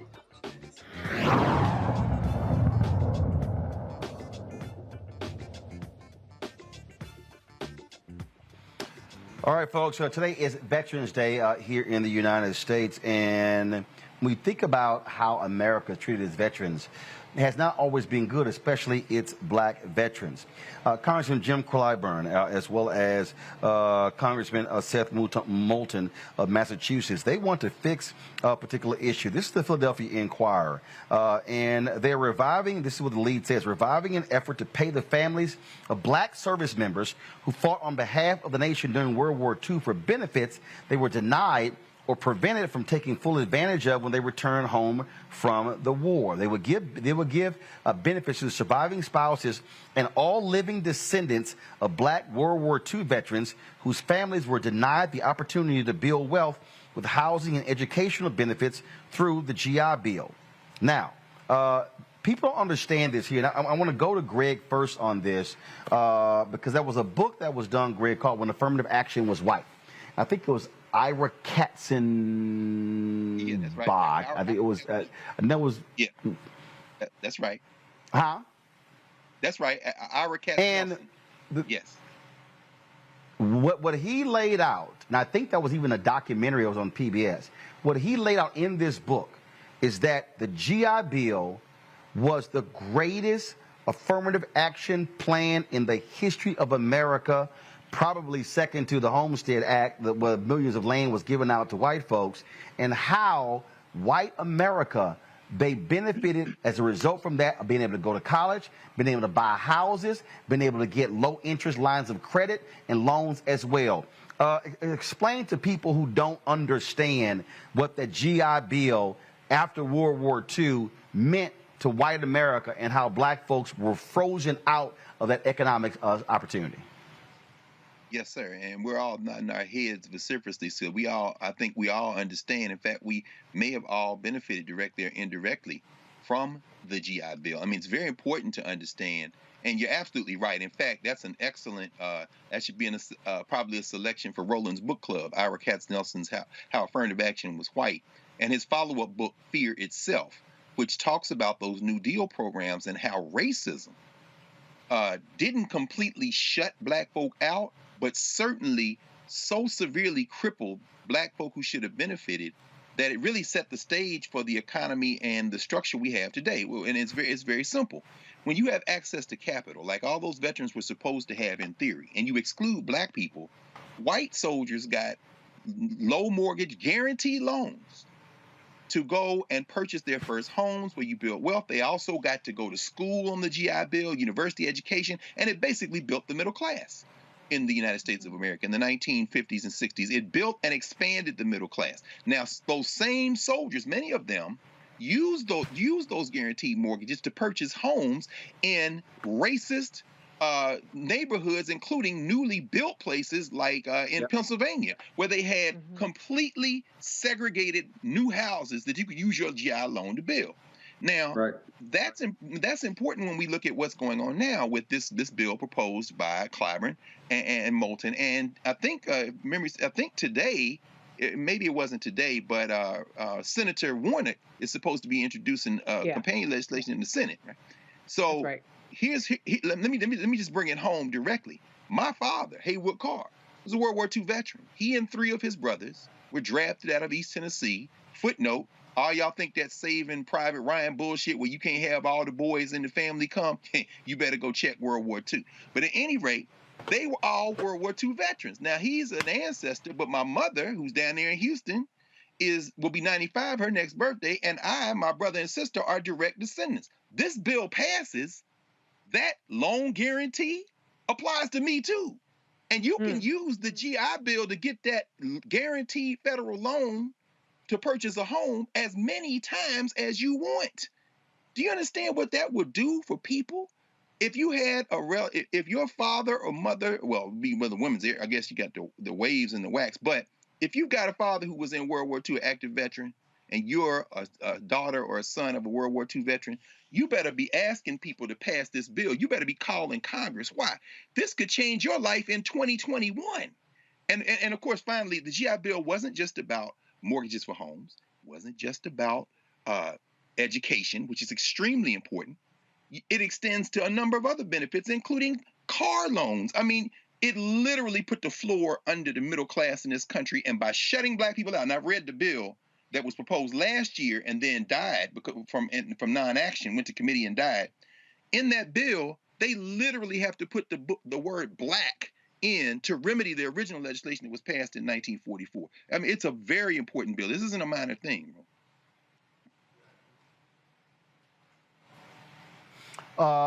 Again, Reese, you often get a lot of people who yell, holler, and scream at Congress. What's the CBC doing? When are they going to get reparations? Well, the reality is this is about affecting the people who were directly impacted. That's what this bill is. And so I wonder if, again, what did I say earlier? Mobilize and organize. If you're out there and you've been yelling, howling, and screaming about reparations, are you waiting on HR 40? What you should be doing is also saying, pass this bill, because when you talk, this is not just the spouses. It's the spouses and the children. Right. That's a whole bunch of black mamas and daddies out there, which then means their children are going to be benefiting. You know, Roland, I'm looking down because there's been a commenter in your Facebook feed that's been talking about ADOS 101 and reparations, and I haven't seen it pop up during this discussion. What happened? Where you at? Because this sounds a whole lot like reparations if you ask me. Oh, there he is. Okay. Well, you know, I think it's interesting to see how little people mobilize, people who are supposedly, you know, single issue voters around the issue of reparations, around things like this, the Tulsa descendants, and that wasn't federal legislation for them to get reparations from the federal government. But even in that case, they're seeking reparations from the state of Oklahoma and other parties. You don't see the same energy behind that. This is an incredibly important bill that needs to see a lot of mobilization behind it. We can't constantly say, what's the CBC doing? What's the Democratic Party doing? And then you don't put your energy behind something like this that's very transformative. When you couple the way that Black people were systemically excluded and purposely excluded from the GI Bill with redlining, as Dr. Carr pointed out, how white people were able to move into these racist neighborhoods. They were able to accumulate so much wealth. So much of the wealth gap actually comes from housing, from home ownership. And so there are so many layers of discrimination baked in. Not every single Black person is going to benefit, obviously, from it. But as a whole, as a community, if we care about our community, then this is something that we should all be able to get behind, unequivocally. And here's the deal. Here's the deal, DeMario. This is where you challenge Republicans. Oh, I thought y'all loved the military. I thought you love our veterans. That's true. Will you support it? Yes or no? Yeah, Roland, this is something that's very personal for me, coming from a military family, going back to my 4-time great-grandfather who served in the U.S. Seminole Wars in the 1800s, to my great-grandfather, who was a World War I military veteran, to my father, who was a Vietnam combat veteran. The reality, Roland, to what you're saying about telling people that you need to support this. Listen, acknowledgement is not enough. We know what happened. We know that Brother Carr, Dr. Carr's family was shut out, and so many of my great uncles and so many people were shut out. To acknowledge a wrong but not rectify it is the epitome of white supremacy.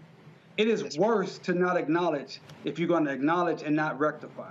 So yes, this is something we should more mobilize, but Roland, I like what you said, more than mobilize, organize. Mobilization is great, but that's just a flare-up mentality. We have to be organized for sustained action. And this is a bill that's going to take sustained action to get, as Dr. Carr said, get to committee, and then get out of committee, then get out of the House, then get passed through the Senate, and then actually get to the president's desk. That takes a lot of work. But in my personal experience with the CBC, they are accessible. In my personal experience with the people like Representative Sheila Jackson Lee and Congressman Horsford and Congresswoman Maxine Waters and so many more, they will work with you. And this is an area that will benefit substantially hundreds of thousands of Black people to have these type of tools and assets to create wealth. So I think it's an outstanding bill. It's something we're certainly going to help mobilize. It's also important to me because my client, Hughes Van Ellis, one of the 3 living survivors of the Tulsa Race Massacre, 100+ years old, he is a World War II combat veteran, and he's dealing with this issue right to this day. And he and his children can definitely benefit. This is a bill that must pass, and we must put all our efforts behind it as an entire community. That's right. Roland, can I just say, folks, gotta go to the break real quick. Yeah, go ahead, real quick. Can I just say real quick, of course, the person who's for reparations is against this bill. I just had to say that in your comments. So they don't keep the same energy when it comes to reparations unless it's this mythical reparations package that is nowhere near passing. Just wanted to point that out. And I didn't want to roll. I know you got to go to break. By the way, it's great to see these ads that only have eyes for you, the flamingos. That's a hit, brother. I can listen to that 15 times. But real quick, for the folks who don't know, the bill is named for Isaac Woodward and Joseph Maddox. It's the Isaac Woodward Joseph Maddox GI Bill Restoration Act. Isaac Woodward was 26 years old when a bus driver on a Greyhound bus blinded him, beat his eyes blind in Batesburg, South Carolina. He was a veteran. It's one of the triggers that led Harry Truman to desegregate the Army. And Joseph Maddox got into Harvard. He was a veteran of World War II as well. Harvard wouldn't admit him because they said they didn't want to set a precedent. And he didn't get to use his GI Bill to go to school. Now, the NAACP and others raised money for him, but that's who the bill is named for. I just wanted to mention that in passing. All right, folks, real quick break. We come back. 2 disturbing stories dealing with Black children, one out of Utah, one out of South Carolina. That's next on Roland Martin Unfiltered on the Black Star Network.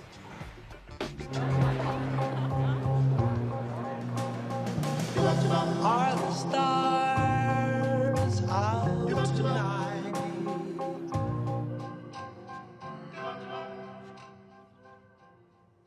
Alexa, play our favorite song again. Okay. I only have eyes for you.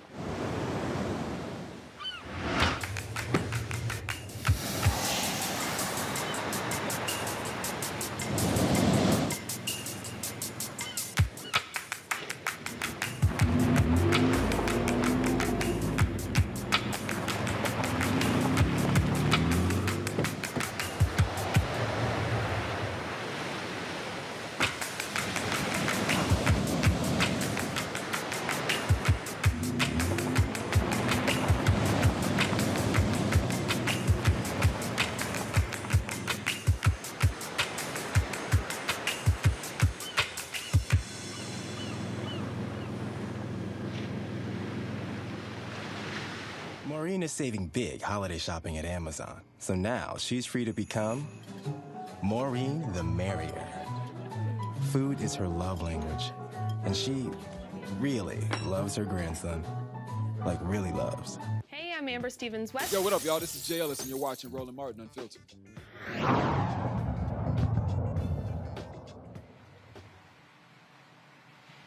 All right, folks, welcome back. In South Carolina, a 90-year-old was forced to clean a school bathroom with a toothbrush. Andrea Garrison, the principal of Jefferson Elementary School, allegedly handed out the punishment days after the student put too much toilet paper in a commode. The child's grandfather voiced his disdain at the Chesterfield County School District Board meeting. My blood, my granddaughter, 9-year-old child, who cannot stand here before you like I have and have done before. Like the previous speakers, I agree with them wholeheartedly. But what has been done to my granddaughter, I am a broken man. You didn't break her, because I will not let her fall. But you have broken me, you have hurt me to my heart. What this administration or what your board have decided to do as far as this principle does not mean a thing to me if it's not the just thing. That's all that matters, the just thing. Now I will read my statement. I'm here before this panel and others to say something that I never thought I would ever say. I surrender. I surrender. To see how there are those that have no consideration other than their own and their own selfishness. A good friend of mine for years told me to make concern today just about my granddaughter and not about the wrong that has been happened to or will happen to others. But I cannot do that. I cannot just stand here and speak for my granddaughter and not speak for other children or other people. I cannot do that. I have to speak for us. I don't care where you come from or where you're going. I don't care if you're black, blue, green, yellow. I don't care. We all should. Folks, it is not clear. It's not clear if any punishment is going to be meted out by the school district. Let's go to Utah, where a grieving mother blames the school district for failing to protect her black daughter from bullying, which led the 10-year-old to commit suicide. Brittany Tishanor Cox says she had reached out to Davis School District several times to discuss how both classmates and her teacher were treating her daughter, Isabella. She said her daughter was being taunted for being black and autistic. The family wants to know why the Utah School District repeatedly ignored her concerns about the bullying. Now check this out. Isabella's suicide comes 2 weeks after the U.S. Department of Justice released a damning report of the Davis School District regarding discrimination in its schools.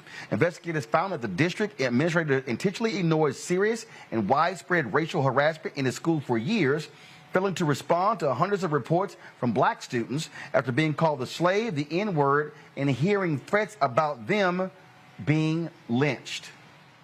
DeMario, all these white folks were running around talking about how education is important in New Jersey and Virginia and other parts of the country. They're protesting at school board meetings over the fictitious critical race theory being taught. They're yelling and screaming about different school books or text in libraries. Not saying a damn thing about these two stories. Well, they're not going to say anything because, again, they don't consider us to be fully human, and it's about power. That's all that CRT stuff is about, them being able to control the narrative. You know, with the young lady, the young girl, 9 years old, that was used a toothbrush at a public restroom. I mean, that is ridiculous. It reminds me of a case I had in Seattle, Washington, where my 11-year-old autistic black kid was sat outside in the cold weather for 45 minutes to an hour without his mother ever knowing about it because they just thought, well, that's the best place for him right now. My point is, Roland, these folks don't fully recognize our humanity. They don't respect us. I definitely can empathize with that grandfather, but I hope he has an aggressive, competent lawyer that has already filed a lawsuit against that school district and that individual teacher, because that's what we did in Seattle successfully, because that is just doesn't make any sense. That child could have got all type of diseases. Anything could have happened having her touch a public stool. I don't understand that at all outside of just racism. As far as the young lady in Utah, That is a Title VI violation, and I hate that happened to that child, but I'm glad to hear that the Department of Education has come in with their report. But again, that needs to go to court. There needs to be real accountability. These people have to feel pain, and the only pain you can make them feel through the justice system or the legal system is through money, and that's just the limitations. But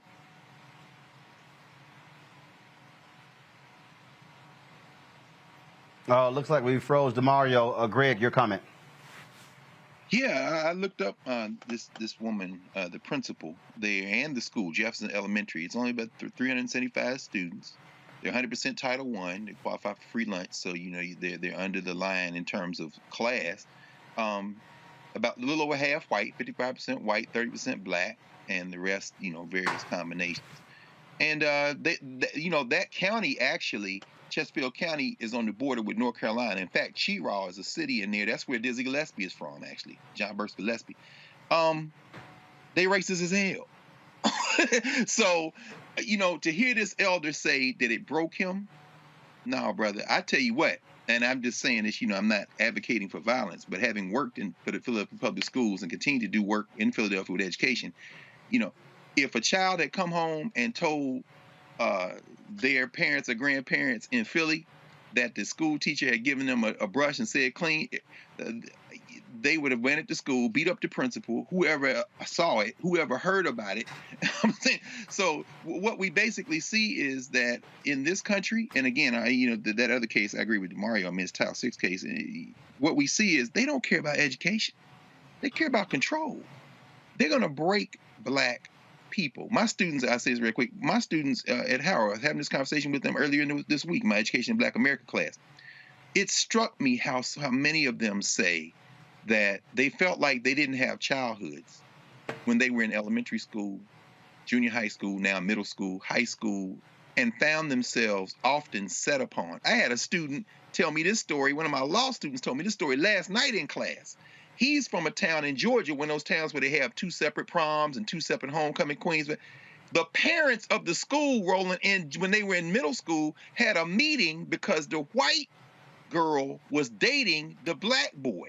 Her parents from Australia didn't care, but the white parents of the other students in the town had a meeting to discuss what must be done. And they tried to hide it by saying, oh, well, we don't want them dating. They're too young to date. But other children were dating. It was the interracial dating that they literally had a meeting, man. Had a meeting and wanted this girl to transfer from the school. This is not going away, y'all. You can't pray it away. You can't convince it away. All this going to take a fist. Organizing and struggle on all levels. Reese. It's demonic, for starters. It's just demonic. It's sickening to hear once again the way that black kids are being terrorized and their spirits are broken. In the case of young Izzy, the young girl in Utah, this whole farce about education being an issue and, well, when it's too early to teach white kids about racism, I won't say all, some of them are already being indoctrinated at home with racism. The problem isn't about them learning about racism. They're executing racism. They are acting out racism in their classrooms. The problem is with them being forced to face how despicable it is because the people that they are inflicting harm upon are also human beings. That's what the real threat is. Because white kids are not ignorant about racism. They know full damn well what it is. So there's not a threat of teaching them about racism at all. But in terms of what Dr. Carr said, I mean, I'd tell you what, my mom would have been at that school and it would have been some furniture moving, but what they're banking on is black people. And I'm not saying this in any way to insult the grandfather there, but they're banking on us being docile. They're banking on us being compliant. They're banking on us appealing to them, see our humanity, and they won't. They're doing exactly what they want to do, how they want to do it. And the only question is, how do we react and how do we protect ourselves? Yep, absolutely. All right, folks, I got to go to a quick break. And when we come back, the Caucus, they're out of $3 million. One of their own stole it. I'll tell you about that next on Roland Martin Unfiltered on the Black Star Network. That spin class was brutal. Well, you can try using the Buick's massaging seat. Ooh, yeah, that's nice. Can I use Apple CarPlay to put some music on? Sure, it's wireless. Pick something we all like. Okay, hold on. What's your Buick's Wi-Fi password? Buick Envision 2021. Oh, you should pick something stronger. That's really predictable. That's a really tight spot. Don't worry, I used to hate parallel parking. Me too. Hey. Really outdid yourself. Yes, we did. The all-new Buick Envision, an SUV built around you, all of you.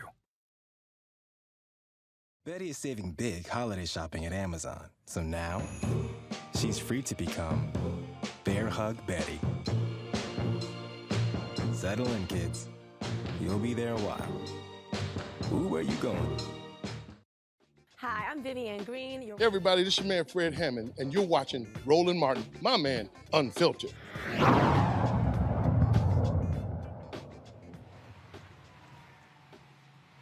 All right, folks, welcome back. The former finance director for Kappa Alpha Psi Fraternity Incorporated has pled guilty in federal court to stealing $3 million from the fraternity. Curtis D. Anderson appeared before U.S. District Judge Timothy Savage in Philadelphia.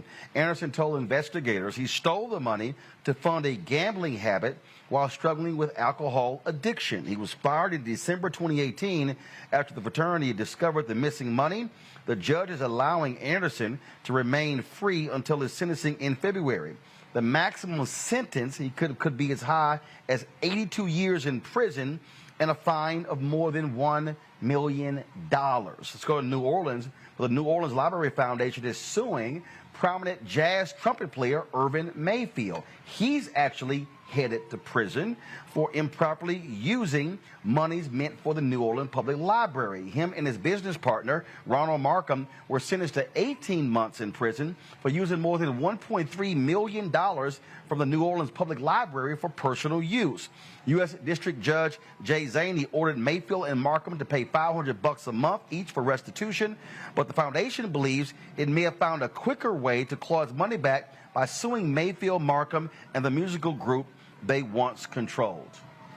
Man, we did the story just the other day, DeMario, of the sister who took $300,000 in PPP funds for personal use out of Florida. Her dad's running for Congress to replace Congressman Alcee Hastings. Now she's facing up to 20 years in prison. Look, man, I ain't trying to do nothing that's going to put me in prison. I don't care even if it's federal prison.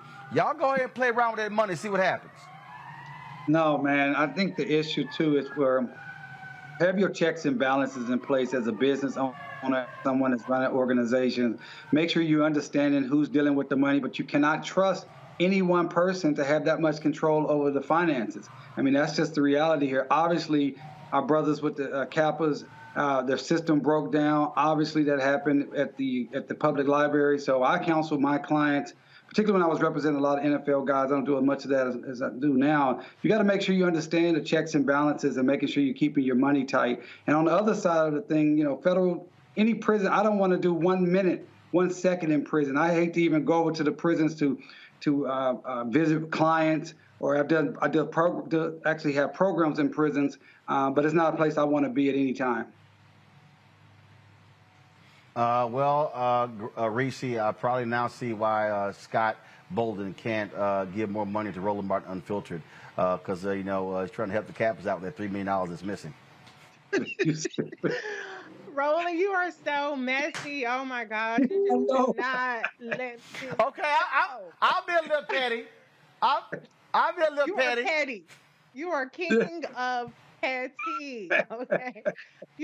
But this goes to the show, like, black people, you can't get away with the shit that the white folks do. You just can't. You gotta have your T's crossed, your I's dotted, because that's how they get the black folks, is through the finances. They can't get you on some physical violent shit. They're gonna get you on the financial side. So, like DeMario said, have your money right, pay your taxes, get the bookkeeping right, don't steal, don't allegedly steal. Do everything you can. If you are entrusted with the fiduciary responsibility, then carry that out with integrity, and you won't find yourself in jail. I wouldn't play with nobody's money. I don't want nobody playing with my money. But it is interesting when you look at somebody, the way that black people are sentenced in these kind of crimes, as opposed to somebody like Paul Manafort, who was doing all kinds of wire fraud and things like that, and he's walking free. and he got a pardon. And so, the justice system is not equal. We know that white collar criminals get treated differently than, regular criminals or other criminals. But even then, the black folks still get the black folk treatment when it comes to white collar crime. That's right. Hey, look, Greg, I ain't trying to be petty, but I can't see a man walking into the federal prison shimmying.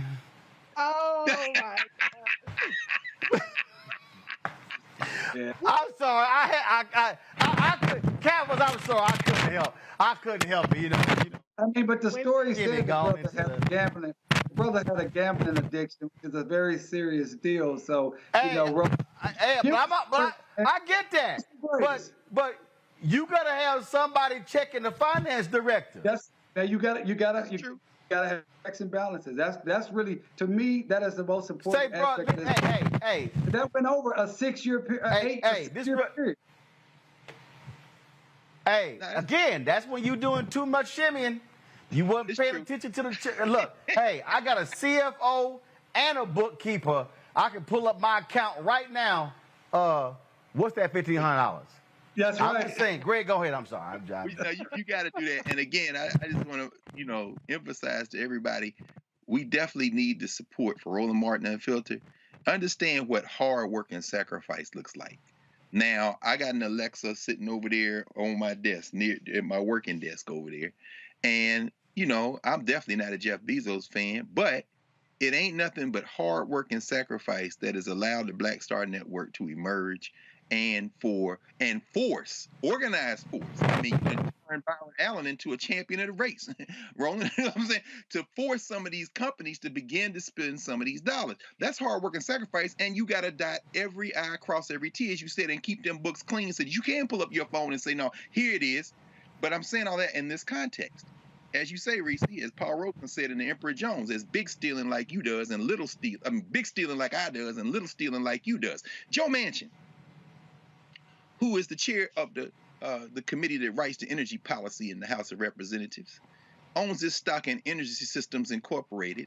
He made almost $500,000 last year in his stock and dividends, and his wife made just about as much, and he turned over control of the firm to his son Joseph. They stealing in a country, in a state that's 50th or 49th or 48th in damn near every category that matters in politics. Now, when you look at what happened in New Orleans, that ain't no money compared to the big legal stealing they're doing. However, they had to cancel a literacy program in that New Orleans thing with the public library. This cat bought a solid gold trumpet. Come on, man. And in Philly, I say Philly because I can't count as many times in 20 years I've passed by the Kappa headquarters there in North Philly on Broad Street. Now, all fun and games aside, and I'm sure Scott is weeping real tears tonight, along with every other new. Ain't no Greek-led organization of African descent got $3 million to lose. That is literacy programs, that's voter registration, that's everything you've been talking about, Roland. Get out the vote campaigns, get scholarships to children. And you're right, DeMario, gambling is a hell of an addiction. And we know Philly is just a hop, skip, and a jump from Atlantic City. So when I saw the name of the casino, I said, I know what this brother was doing. But dude, 78 checks? Who's the comptroller for Kappa Alpha Psi? How did 6 years. Anyway, I'm going to pause with that. It's mind-blowing. 6 years. It did over a 6-year period. 2015. In fact, I got a cap. I got a cap on YouTube who are mad. 'Cause I'm like, dude, come on now. I mean, first of all, doggone well. Dale Morrow, he goes, that last comment by Roland Martin has stopped me from sending any money, and I repeat, any money to his program, no matter how valuable it is to the community. Yeah, I can be petty too. It's all good, Dale, because let me shout out those who sent us money during the show. Carita Byers, Vincent Kemp, Tommy Williams, Stephanie Avent, Rodney, Camille Yeverton. I want to thank all y'all for sending in support for the Roland Martin Bring the Funk fan club during the show. Let me also, matter of fact, let me just go ahead and just type in here. Let's see, Charles Richardson, I appreciate it as well. Thank you so very much. Again, we got our folks who support the show. Let me give some more. Timothy Parks, thank you so very much. Let's see here. Frederick Wright, Willard Rose, Krishana Johnson, Kenneth Antoinette Noel, Jasmine Green, Frederick Jones, Constance Converse. Let's see, Tommy Long, Ernestine Lawrence, Letitia Crite, Adora Caldwell, D. Davidson, Mary Spicer, Robert, Verdale Lee, Donald, Justin Collins, Vincent Brown, Charmaine Wallace. I want to thank y'all. And let me see, that's the folks who just gave via Cash App. Let me shout out here. Let's see here. Talicia Burnett on PayPal. Let me thank Ralph Austin on PayPal as well. Let's see here. I got a couple of more. Pamela Jones, thank you so much. Damon Lagon, thanks a bunch as well. We also have Eric Deering as well. So, folks, if y'all give to us on YouTube, I appreciate that. But remember, we only get 55% of all you give on YouTube because they keep 45%. So if you give to us direct, we get the whole 100%. So, PayPal, R. Martin, Cash App is $RM Unfiltered. PayPal is R. Martin Unfiltered. Cash App, $RM Unfiltered. PayPal, R. Martin Unfiltered. Zelle is Roland at RolandSMartin.com. Roland at RolandMartinUnfiltered.com. And then, of course, Venmo is RM Unfiltered. And I will soon have the address for y'all to send stuff to. We moved. We want to make sure our mail, everything gets transferred. So I'll have some of y'all still want to send physical checks. I appreciate that. We'll do that real soon. I'm back. So we're here tomorrow, live from LA. DeMario, Greg, Reese, I certainly appreciate y'all. Thanks so much. Erica Savage Wilson, normally on Thursday. We're still praying for you to get better. She posted a photo on social media a couple of weeks ago, and so we still want to give you a shout out, Erica. Hey, I'll be here tomorrow. My nephew Christopher's birthday is tomorrow. My brother's birthday is on. He'll be 54 years old on Saturday. I'm 53 on Sunday. So we back to back to back.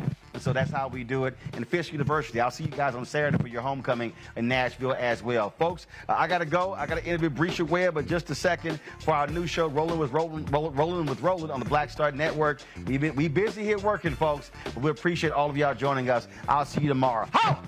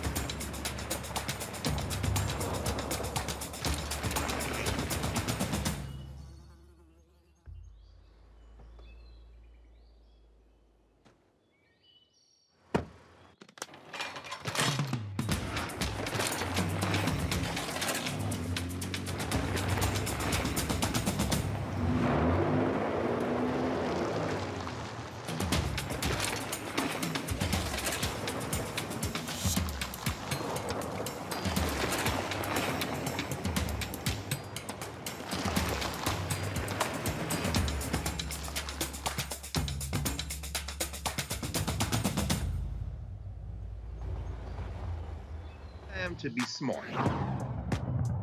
Roland Martin's doing this every day. Oh, no punches! Thank you, Roland Martin, for always giving voice to the issues. Look for Roland Martin in the whirlwind, to quote Marcus Garvey again. The video looks phenomenal, so I'm really excited to see it on my big screen. Support this man, Black Media. He makes sure that our stories are told. See, this difference between Black Star Network and Black-owned media and something like CNN. I got to defer to the brilliance of Dr. Carr and to the brilliance of the Black Star Network. I am rolling with Roland all the way. Honored to be on a show that you own. A black man owns the show. Folks, Black Star Network is here. I'm real revolutionary right now.